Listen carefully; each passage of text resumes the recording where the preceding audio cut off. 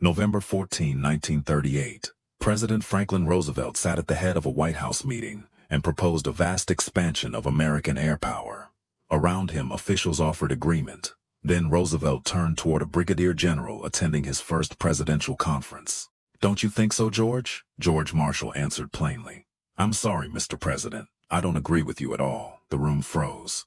Marshall had not raised his voice. He had done something more dangerous. He had told the president that the premise was wrong. And he had done it while everyone else was making agreement look easy. The men around him assumed they had just watched a career end. They had actually watched a selection test. Because Roosevelt did not need another officer who could repeat his conclusions. He needed one who would challenge them before those conclusions became orders. 5 months later, Roosevelt summoned Marshall privately and told him he intended to make him Army Chief of Staff. Marshall did not celebrate. He warned the president that he had a habit of saying exactly what he thought, even when it was unpleasant. Roosevelt accepted the warning. On September 1, 1939, as German forces crossed into Poland, George C.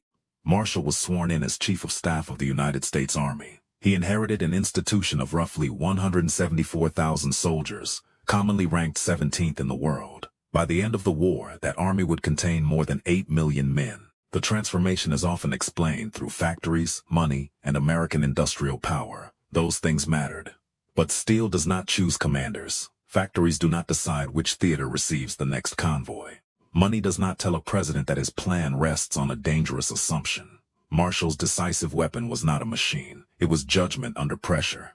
And before he could build an army capable of winning a global war, he had to build a system capable of finding the people who could be trusted with it.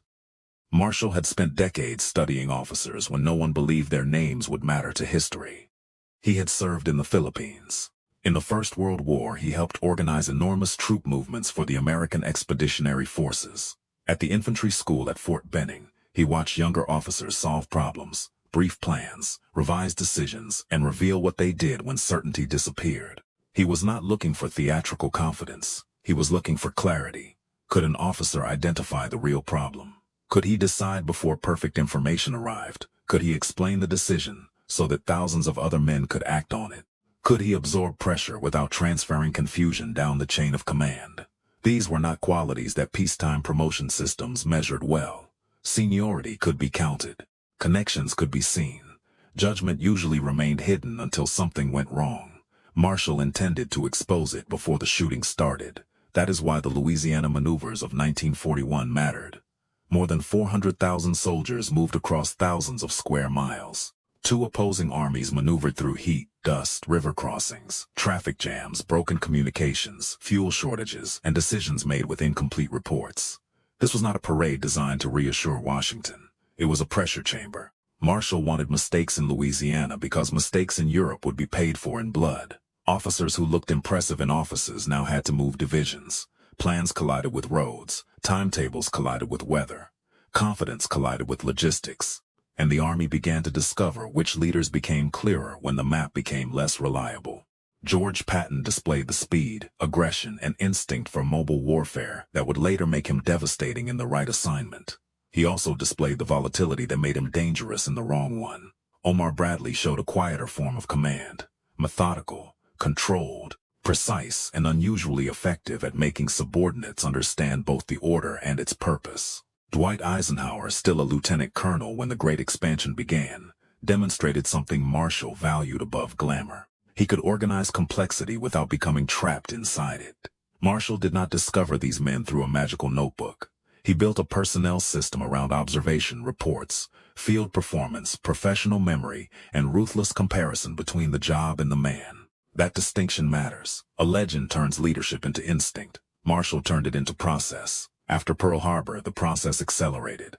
Eisenhower was called to Washington and given planning problems whose scale increased almost as quickly as the war itself. First, he analyzed the Pacific crisis. Then he worked on strategy for Europe. Then he was sent across the Atlantic. Within months, the staff officer with limited combat command experience was directing American forces in the European theater. Within 3 years, he was Supreme Allied Commander for the invasion of France.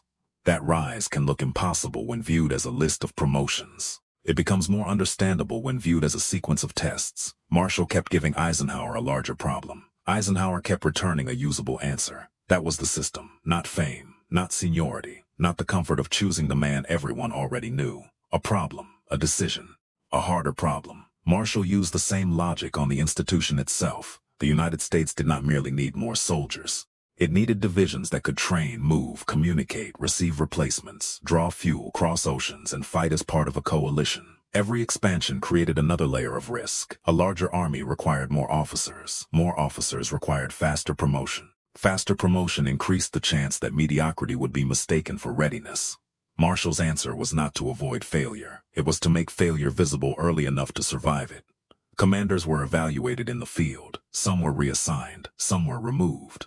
Some were given another chance in a role better suited to them. The purpose was not punishment. The purpose was to keep the cost of learning away from the soldiers who would eventually depend on those decisions. Marshall believed an army owed its men competent leadership. That belief sounds obvious. In practice, it required him to end careers, disappoint patrons, bypass senior officers, and tell famous men that the war would not be organized around their egos. No relationship tested that discipline more than Douglas MacArthur. MacArthur was brilliant, theatrical, politically connected, and convinced that the Pacific should receive more of almost everything.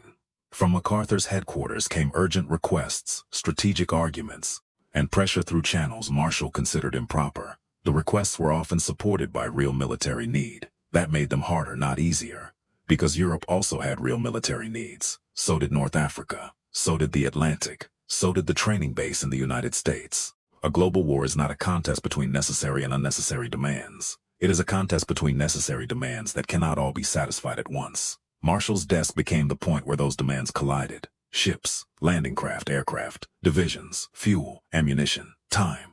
Every commander could prove that more resources would improve his chances.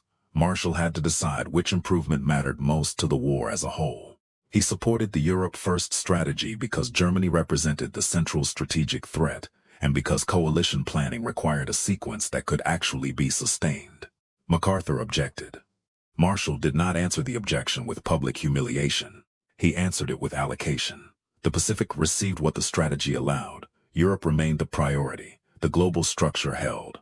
This was the work Roosevelt had really selected him to do, not simply building forces, but refusing to let the loudest theater become the only theater, not simply listening to generals, but judging their claims against a map none of them individually controlled, not simply making decisions, but closing them when no new facts justified reopening them. Commanders learned that a meeting with Marshall was not a place to discover their own recommendation. They arrived prepared. Options had to be clear. Consequences had to be stated. The request had to survive contact with the larger war.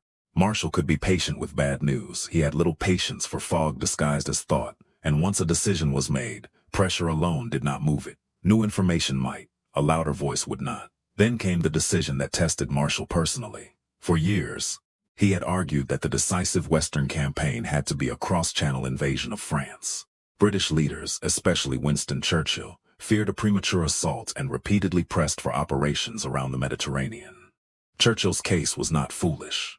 The channel was dangerous. A failed invasion could destroy the Allied timetable and hand Germany a victory with consequences far beyond the beaches. But Marshall saw another danger. Delay could become strategy. Peripheral campaigns could consume the landing craft, divisions, and political will required for the operation that would eventually have to be attempted anyway.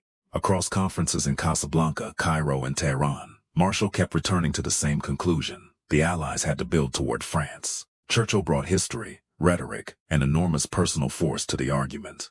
Marshall brought the map, the production schedule, and the sequence. He opposed Churchill without turning opposition into insult.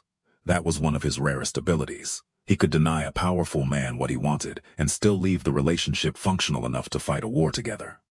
By late 1943, the invasion had a name, Operation Overlord. Marshall had championed it, planned for it, and protected the resources that made it possible.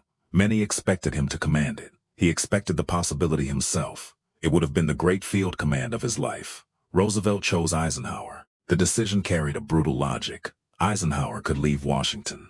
Marshall could not. By then, Marshall held together the American relationship between strategy, Congress, production, personnel, and coalition command. Removing him from Washington to lead one campaign, even the decisive campaign in the West, might weaken every campaign at once. The man who had spent years matching officers to assignments now became the subject of the same calculation. The question was not what he deserved. The question was where he was most necessary, and the answer cost him the command he wanted most. Marshall accepted it. No public grievance, no campaign through allies, no attempt to make Eisenhower carry the weight of his disappointment. He returned to the work. That response was not emotional emptiness, it was institutional discipline. Marshall had demanded that other men serve the mission rather than their ambition. Now the rule applied to him. On June 6, 1944, Eisenhower commanded the invasion Marshall had fought to make possible. American, British, Canadian, and Allied forces crossed the Channel. Behind them stood years of training, production, shipping schedules, command decisions, and arguments won in rooms far from the beach. Marshall watched from Washington. The image contains the central irony of his career. He never commanded an army in battle during the Second World War. He created the conditions in which armies could be commanded. He did not lead the assault divisions into France. He helped choose the men who would. He did not drive the supply columns. He helped construct the institution that could feed an ocean of men, machines, and ammunition into 2 global theaters. He did not win through one brilliant battlefield maneuver. He built a decision system that could keep producing capable action after the scale of the war exceeded any single mind. By 1945, the Army Marshall inherited at roughly 174,000 soldiers had grown to more than 8 million. It fought in Europe, North Africa, the Pacific, and Asia. Its strength came from American industry, citizen soldiers, allies, scientists, workers, sailors, airmen, and commanders in the field. Marshall did not create that power alone. His achievement was making the power usable. He turned expansion into structure. He turned selection into command. He turned disagreement into better decisions. And he kept the entire machine pointed at the war instead of at the ambitions of the men operating it. After the war, the pattern continued. As Secretary of State, Marshall helped launch the European Recovery Program. It did not bear his name because he had invented every detail. It bore his name because his credibility could carry a policy of enormous scale through a suspicious Congress and into a devastated Europe. In 1953, he received the Nobel Peace Prize. The soldier who had organized victory was honored for helping organize recovery. But the most revealing moment of his public life still came before the armies, before the conferences, before Normandy, and before the plan that rebuilt Europe. It came in a room where agreement was easy. A president tested an idea. A general refused to protect the president from contradiction. Everyone else saw danger. Roosevelt saw value. America would later build the arsenal of democracy. But first, Roosevelt chose the man who would tell him when the blueprint was wrong.